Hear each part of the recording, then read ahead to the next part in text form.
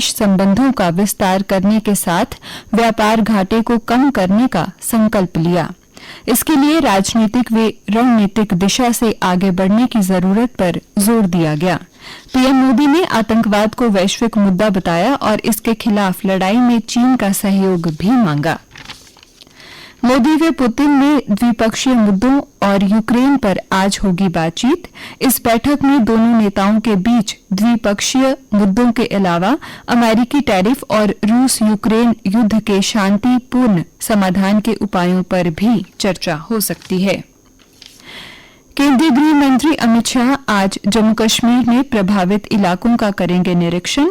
केंद्रीय गृह मंत्रालय ने जम्मू कश्मीर, हिमाचल प्रदेश, उत्तराखंड और पंजाब में भारी बारिश, बाढ़, बादल फटने और भूस्खलन से हुए नुकसान के आंकलन के लिए अंतर मंत्रालय केंद्रीय दलों का गठन किया है। ये दल मौके पर जाकर स्थिति और राज्य सरकार के राहत कार्यों का आंकलन करेंगे। गृह मंत्री अमित शाह के निर्देश पर यह कदम उठाया गया है। प्रधानमंत्री नरेंद्र मोदी ने पुलवामा में खेले गए क्रिकेट मैच पर की बात। मन की बात कार्यक्रम में जम्मू कश्मीर की खेल उपलब्धियों पर प्रकाश डाला। उन्होंने कहा, पुलवामा में एक ऐतिहासिक क्षण देखने को मिला जब क्षेत्र के पहले दिन रात्रि क्रिकेट मैच को देखने के लिए रिकॉर्ड संख्या में दर्शक एक स्टेडियम में एकत्रित हुए। पुलवामा का पहला डे नाइट क्रिकेट मैच यहीं खेला गया। प्रधानमंत्री मोदी ने कहा, पहले ये असंभव था, लेकिन अब मेरा देश बदल रहा है। साथ ही अमेरिकी टैरिफ विवाद के बीच प्रधानमंत्री नरेंद्र मोदी ने एक बार फिर देशवासियों से स्वदेशी अपनाने की अपील की। उन्होंने कहा कि आने वाले दिनों में बहुत सारे त्योहारों की रौनक होगी, इसमें हमें स्वदेशी की बात नहीं भूलनी चाहिए। यूपीएससी में चयन से चूके होनहारों के लिए प्रतिभा सेतु नई उम्मीद। अब ऐसे होनहार विद्यार्थियों के लिए भी एक डिजिटल प्लेटफॉर्म प्रतिभा सेतु बनाया गया है। इसमें उन उम्मीदवारों का डाटा रखा गया है जिन्होंने यूपीएससी की अलग अलग परीक्षाओं में सभी चरण पास किए लेकिन मेरिट सूची में जगह नहीं बना पाए। पोर्टल पर 10,000 से अधिक होनहार युवाओं का डाटा बैंक मौजूद है। मेरिट सूची में जगह नहीं बना पाने वाले सभी उम्मीदवारों की जानकारी अब प्रतिभा सेतु पोर्टल पर उपलब्ध कराई जा रही है।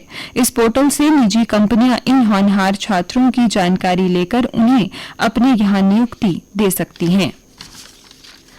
सीआईएसएफ ने अपने जवानों और उनके परिवारों के कल्याण के लिए एक महत्वपूर्ण पहल की है। इसमें कम ब्याज पर ऋण, बच्चों के लिए छात्रवृत्ति के अवसरों पर बढ़ोतरी, चिकित्सा उपचार के लिए बेहतर सहायता, सेवानिवृत्त कर्मचारियों के लिए अधिक लाभ शामिल हैं। 80% से अधिक अंक लाने वाले सीआईएसएफ जवानों के प्रत्येक बच्चे को 20,000 रुपये की छात्रवृत्ति मिलेगी। सीआईएसएफ अपने कर्मियों को तेज, पारदर्शी और आसानी से सेवाएं प्रदान करने के मकसद से 1 सितंबर यानी कि आज से एक वेलफेयर पोर्टल लॉन्च करेगा। जवान इस पोर्टल के माध्यम से सीधे ऋण, छात्रवृत्ति, चिकित्सा प्रतिपूर्ण आदि के लिए आवेदन कर सकते हैं। भारत ने 7 सालों के अनुसंधान के बाद अपनी पहली स्वदेशी जल घुलनशील खाद तकनीक विकसित करने में सफलता हासिल की है। इस कामयाबी से देश की चीन समेत अन्य देशों पर आयात निर्भरता खत्म हो सकती है और भारत इस क्षेत्र में प्रमुख निर्यातक के तौर पर उभर सकता है। बता दें, ये तकनीक पूरी तरह से मेड इन इंडिया है। अब कुछ अन्य समाचारों के साथ मेरी सहयोगी नेहा। धन्यवाद महेश्वरी। प्रदेश में बारिश के कहर के कारण श्री माता वैष्णो देवी यात्रा रविवार को 6वें दिन भी स्थगित रही। कटरा के एसडीएम पीयूष दोत्रा ने रविवार को आदेश जारी किया है कि कटरा में पहाड़ के होटल व धर्मशालाएं तुरंत खाली किए जाएं। जम्मू संभाग में मौसम को देखते हुए सोमवार को भी सभी सरकारी व निजी स्कूल बंद रखने के आदेश। मांडा व पंचतीर्थी में पस्सियां गिरने से नगरोटा के लिए आवाजाही बंद। चौथे पुल पर बनाए अस्थायी ब्रिज से भी वाहनों को आवाजाही नहीं हुई बहाल। इसे एक बार फिर से सुनिए। मांडा व पंचतीर्थी में पस्सियां गिरने से नगरोटा के लिए आवाजाही बंद। चौथे पुल पर बनाए अस्थायी ब्रिज से भी वाहनों की आवाजाही नहीं हुई बहाल। जम्मू से नई दिल्ली, चेन्नई और कोलकाता के लिए चलाई गई विशेष ट्रेनें। 3 विशेष ट्रेनों से 1500 से अधिक यात्री सुरक्षित घर भेजे।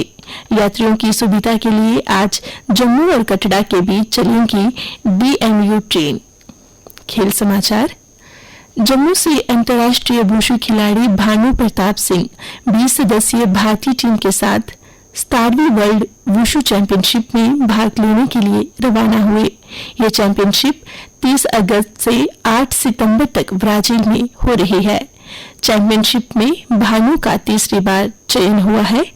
पिछली 2 चैंपियनशिप में कांस्य पदक जीतने वाले भानु प्रताप की निगाहें इस बार स्वर्ण पदक पर टिकी हैं। जम्मू कश्मीर क्रिकेट संघ JKCA के तेज गेंदबाज आकिब नवी ने अपने शानदार प्रदर्शन से नॉर्थ जोन के दलीप ट्रॉफी के सेमीफाइनल में पहुंचाने के लिए सफल रहे। 4 बार के ग्रैंड स्लैम चैंपियन और गत विजेता यानिक सिनर USA ओपन के तीसरे दौर में संघर्ष करते नजर आए। उन्हें 27 फरवरी कनाडाई डेनिस शापोवालोव से कड़ी चुनौती मिली। सिनर ने उल्टफेर से बचते हुए 5-7, 6-4, 6-3, 6-3 से मुकाबला अपने नाम कर लिया। भारत के शीर्ष पुरुष युगल जोड़ी सात्विक साईराज, रैंकी रेड्डी और चिराग शेट्टी ने विश्व बैडमिंटन चैंपियनशिप में कांस्य पदक हासिल किया। कप्तान हरमनप्रीत के 2 गोल की मदद से भारत ने एशियाई कप हॉकी में लगातार दूसरी जीत दर्ज की। भारत ने जापान को 3-2 से हराया। अब भारत पूल ए से सुपर 4 दौर में पहुंचने वाला पहला देश बना। मौसम विज्ञान विभाग ने प्रदेश में अगले 48 घंटों के लिए भारी बारिश की चेतावनी दी है। जम्मू संभाग में आज ऑरेंज और कल रेड अलर्ट जारी किया है। 2 सितंबर को जम्मू संभाग में बादल फटने की भी आशंका जताई है। मौसम विज्ञान विभाग ने प्रशासन और विभागों को सतर्क रहने को कहा और लोगों को बेवजह यात्रा से बचने के लिए सलाह दी। तापमान। जम्मू संभाग में कल का अधिकतम तापमान 26.4 डिग्री सेल्सियस और न्यूनतम 24.4 डिग्री सेल्सियस दर्ज किया। आज सूर्यास्त 6:57 पर और कल सूर्योदय 6:07 पर होगा।